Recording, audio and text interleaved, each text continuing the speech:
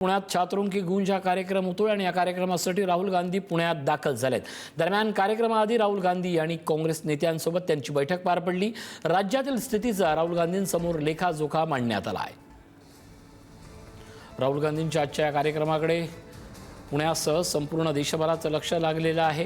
देशातल्या प्रमुख कार्यक्रमानंतर आता छात्रमुखी गूंज हा कार्यक्रम पुण्यात होतोय। दरम्यान सुरुवातीला केवळ काँग्रेसचा प्रतिसाद लाभेल असं अटकळे बांधले गेलेल्या या कार्यक्रमाबद्दल आता मात्र विद्यार्थ्यांची उत्स्फूर्त उपस्थिती हा सगळ्यात मोठा विषय बनला आहे। संदीप राजगोळकर आमचे प्रतिनिधी आपल्यासोबत आहेत। संदीप, ज्याप्रमाणे मी म्हणतोय की सुरुवातीला काँग्रेसचा पक्षविस्ताराचा एखादा कार्यक्रम असेल अशी अनेक म्हणजे केवळ महाराष्ट्राच्या राजकारणातही अनेकांचा समज झाला होता, पण छात्रमुखी गूंज आणि या वेगळा विषय आहे। मात्र मला असं वाटतं की माध्यमांच्या पत्रकारितेतल्या प्रतिनिधींनी मुलाखत घेतली, ती मुलाखत व्हायरल झाली।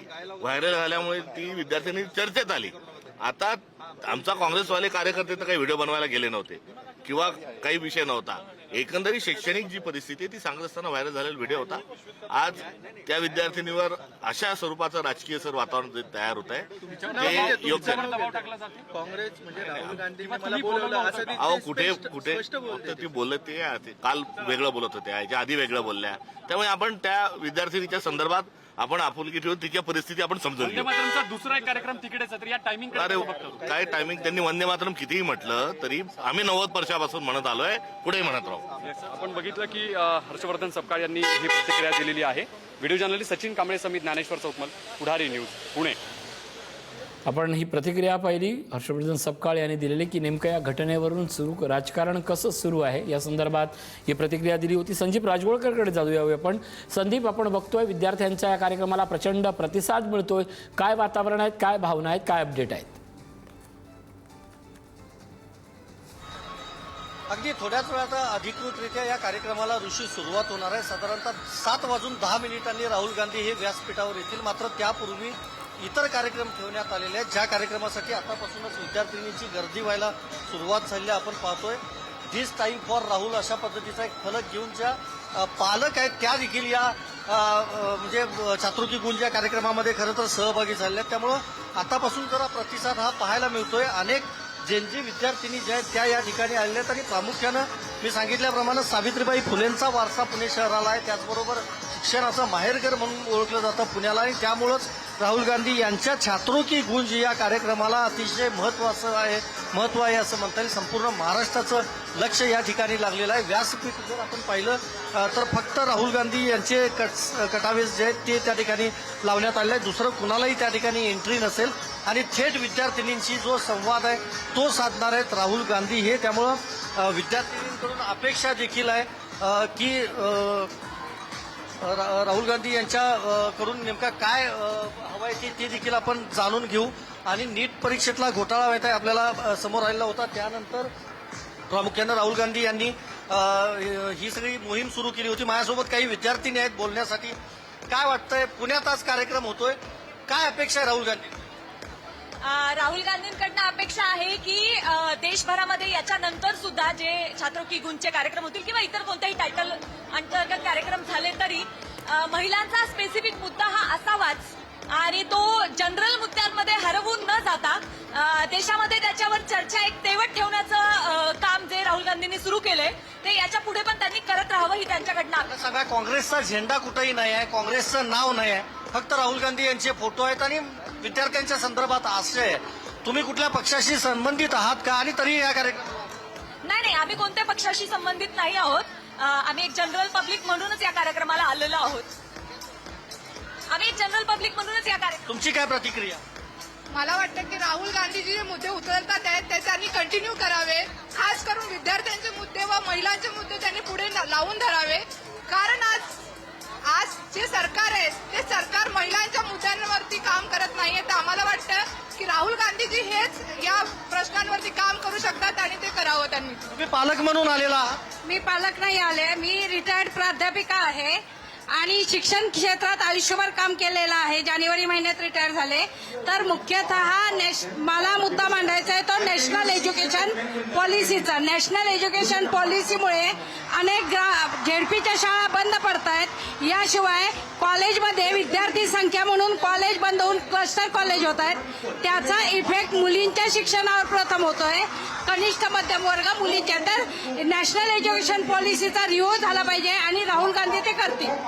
धन्यवाद आमच्याशी बोलल्याबद्दल. आता आपण पाहतोय ऋषी, या ब्लेझर घातलेल्या मुली कदाचित या लॉ किंवा MBA शिक्षण घेणाऱ्या असू शकतात. त्या मुली देखील या ठिकाणी दाखल झालेल्या आहेत आणि सगळ्यात महत्वाचं या सगळ्या मुली विद्यार्थिनी ज्या आहेत त्या स्वयंस्फूर्तीनं आलेल्या आहेत. त्यामुळं वेगवेगळ्या भागामधून आलेल्या आहेत आणि मराठी मुलींचा देखील मोठ्या प्रमाणामध्ये यात समावेश आहे. प्रामुख्यानं जर पुण्याचा विचार केला तर या ठिकाणी देशभरातल्या अनेक राज्यातली मुलं या ठिकाणी शिकायला येत असतात. वेगवेगळे अभ्यासक्रम पुण्यात आहेत. आपल्याला माहिती आहे दक्षिण भारतातलं किंवा मध्य भारतातलं एक मुख्य शहर म्हणून पुण्याला ओळखलं जात आहे. त्यामुळं राहुल गांधी यांचा चौथा कार्यक्रम या ठिकाणी होतोय. प्रयागराज, डेहराडून, कोटा राजस्थान आणि त्यानंतर महाराष्ट्रातलं पुणे शहर. त्यामुळं महत्वाचं याचं आहे आज राहुल गांधी नेमकं काय बोलणार. कारण आपल्याला माहिती आहे की काल ABVP आणि काँग्रेस कार्यकर्त्यांमध्ये वाद झालेले होते, मतभेद पाहायला मिळाले होते. दुसरीकडे राजकारण पाहायला मिळालं कारण महाराष्ट्रामध्ये महायुतीची सत्ता आहे आणि विरोधी पक्षनेते राहुल गांधी हे महाराष्ट्राच्या दौऱ्यावर येत आहेत. त्यामुळं राजकीय व्यासपीठ नसलं तरी एकंदरीत भाषण करताना राहुल गांधी सरकारवर काही टीका करतात का हे बघणं महत्वाचं आहे.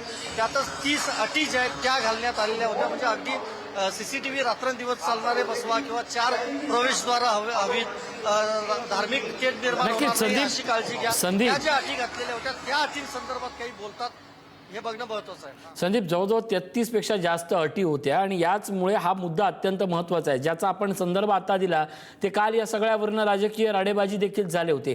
पण आत्ता या क्षणाला तुम्ही एक पत्रकार म्हणून हे दृश्य नक्कीच रिलेट करू शकता की आत्ता या मैदानाबाहेरचं असणारं पुण्याचं राजकारण आणि मैदानात दिसणाऱ्या विद्यार्थ्यांच्या भावना हे देखील फार महत्त्वाचे आहेत. या विषयात बोलणार आहोत, पण विशाल पाटील यांची प्रतिक्रिया आहे ते पाहूयात. खासदार विशाल पाटील. राहुल गांधी सध्या पुण्यात आहेत, भेट झाली असेल, काय चर्चा झाली, भेटून कसं वाटलं? नाही, आम्ही तर दिल्लीत नेहमी भेटतो. आज पश्चिम महाराष्ट्रात येत आहेत आणि पश्चिम महाराष्ट्रात काँग्रेस विचाराचे आम्ही 3 खासदार असल्यामुळे त्यांचे आम्ही 3 खासदार स्वागताला तिथं असणं स्वाभाविक होतं. त्यांचा हा जो दौरा आहे हा खरं राजकीय नाही आहे. तुम्ही जर बघितलं असता पुणेभर जे होर्डिंग लागलेले आहेत त्याच्यावर काँग्रेस पक्षाचं चिन्हही नाही. हा विद्यार्थ्यांशी देशाचा विरोधी पक्ष नेता आणि भावी पंतप्रधान हा सामान्य विद्यार्थ्यांशी संवाद करायला आलेला आहे आणि हा धाडसी नेता हा जनता तरुण त्याकडे बघतात. कारण देशाला असे पंतप्रधान लाभलेले आहेत की जे प्रेस पुढे येत नाहीत, जनतेपुढे येत नाहीत. ते फक्त मन की बातच सांगतात. जन की बात ऐकायची त्यांच्यात प्रथा नाहीये जी राहुल गांधींच्यात आहे आणि त्यामुळे सामान्य तरुणांचं ऐकण्यासाठी ते इथं आलेले आहेत आणि तोच अजेंडा मला वाटते पूर्ण ह्या कार्यक्रमाचा राहील. महाराष्ट्रात आज येत आहेत राहुल गांधी, तर या निमित्तानं पश्चिम महाराष्ट्रासाठी आजचा राहुल गांधींचा दौरा किती महत्वाचा वाटतो, कुठले मुद्दे महत्वाचे? हे बघा, निश्चितच महत्वाचं आहे. तुम्ही आमची अवस्था पश्चिम महाराष्ट्रात काँग्रेस पक्षाची विधानसभेला तुम्ही पाहिली. लोकसभेला आपल्या विचाराचे आम्ही काँग्रेसचे 3 लोक आले, राष्ट्रवादी 3 लोक आले. मी ह्या पक्षाच्या 9-10 खासदारांपैकी मेजॉरिटी आपली झाली. पण विधानसभेला फक्त विश्वजित कदम एकटेच पूर्ण पश्चिम महाराष्ट्र 59 जागा एकच विधानसभेला काँग्रेस आमदार निवडून आले आणि हे दुर्दैव आहे. आणि त्यामुळे कुठेतरी आम्हाला परत रिचार्ज करायचे. कार्यकर्ते प्रामाणिक आहेत, विचाराशी प्रामाणिक आहेत. पण राहुल गांधींनी बघताना जनता ज्या दृष्टीने बघते ते पहा की ज्या व्यक्तींनी स्वतःची आजी वारलेली बघितलेली आहे, खून झालेला बघितलाय, ज्या बळी दिला. आज राजीव गांधींचा सुद्धा त्या ठिकाणी शहादत त्यांनी पाहिलेली आहे. त्यानंतर त्यांना वाटेल ते बोललं गेलं, त्यांच्या आईंना काय वाटेल ते बोललं गेलं, त्यांच्या घराला बोललं गेलं, त्रास दिला, तुरुंगात टाकायचा प्रयत्न केला. एवढ्या संघर्षानंतर सुद्धा हा माणूस अजूनही हसऱ्या चेहऱ्याने सामान्य माणसाला भेटतो आणि प्रत्येक लढाईत सामोरं जातो.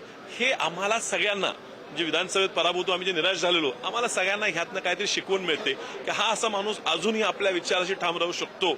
आपणही राहिलं पाहिजे. उगीच सत्ता दिसते आणि कुठे पैसे दिसतात म्हणून पळून जाणं हे शक्य झालं असतं. भाजपवर सेटलमेंट करून निवांत बसले असते. पण डायरेक्ट लढत राहणारा सामान्य तरुणांसाठी, विद्यार्थ्यांसाठी देशभर दौरे करून भारत जोडो यात्रा तुम्ही पाहिली. आता हे छात्रों की गूंज आहे. विद्यार्थ्यांकडे वाटेल ते प्रश्न विचारा हे तो विद्यार्थ्यांना सांगतो. असा नेता देशाला लाभणार आहे, हा देशाचं नेतृत्व करू शकतो, तरुण पिढी म्हणा लागली. आणि निश्चितच ह्या पक्षाच्या विचाराचं काम करणारा खासदार म्हणून मला ह्यात आनंदच आहे. शेवटचा प्रश्न, राहुल गांधी आले विमानतळावर तेव्हा त्यांचं स्वागत काँग्रेसच्या कार्यकर्त्यांकडून करताना भगवी शॉल वापरली गेली आणि त्याची जरा सध्या जोरात चर्चा सुरू आहे. नाही मग काय अलर्जी असावी का कुणाला, का कुणाची मक्तेदारी आहे भगवेवर? आमच्या महाराजांचा रंग आहे आणि आम्ही वापरणार, म्हणजे त्याला कुणी मक्तेदारी ठेवलेली आहे का? हे बघा, ह्या महाराष्ट्राचं दैवत हे छत्रपती शिवाजी महाराज आहेत आणि त्यामुळे आम्ही सगळे त्यांचेच मावळे आहेत आणि आम्हाला जरा सुद्धा कुठलाही रंग वापरायला लाज वाटत नाही. धन्यवाद पुढारीशी बातचीत केल्याबद्दल. व्हिडिओ जर्नलिस्ट सचिन कांबळेसह मी ज्ञानेश्वर चौतमल, पुढारी न्यूज, पुणे. हे बेगडीपणा आहे. हे डुप्लिकेट देशप्रेमीला ओरिजिनल देशप्रेमी दाखवण्यासाठी हा केलेला सोंग आहे. कारण 1947 पूर्वी यांचा काही वंदे मातरमशी संबंध नव्हता. आता सत्ता आल्यानंतर हे जे काही टीम करतायत हे केवळ दिखावा आहे. कारण वंदे मातरमशी संबंध या देशातील काँग्रेसचा आहे, शहीदांचा, या देशातील स्वातंत्र्य सैनिकांचा आहे, जो या देशाच्या स्वातंत्र्यासाठी लढले त्यांचा संबंध आहे. यांचा काय संबंध आहे? हे इंग्रजाबरोबर होते त्यावेळेस. त्यांना भीती वाटली की आता युथ इकडेच चालेल, मग आमच्या हातात काही राहणार नाही. त्यामुळं हे बेगडी जे डुप्लिकेट देशप्रेमी आहेत ते स्वतःला ओरिजिनल देशप्रेमी दाखवण्यासाठी हे रचलेलं ढोंग आहे असं माझं मत आहे.